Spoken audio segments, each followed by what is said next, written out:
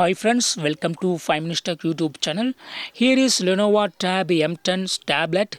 In this video, you will learn how to change alarm sound in your tablet Lenovo Tab M10. First of all, in your tablet, go to settings. Then go to here sound. Now select default alarm sound. Just click on it, and here you will find several alarm sound. Just select any one. Okay, if you would like to add any custom alarm, just click on add alarm. If you have any music file, they will be listed here and you can choose any one of them.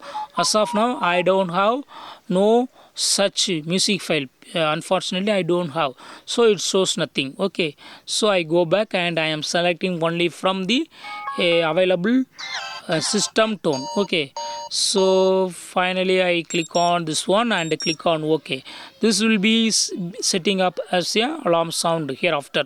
So in this way you can easily change alarm sound in your tablet Lenovo Tab M10. That's all friends. Thanks for watching. Bye.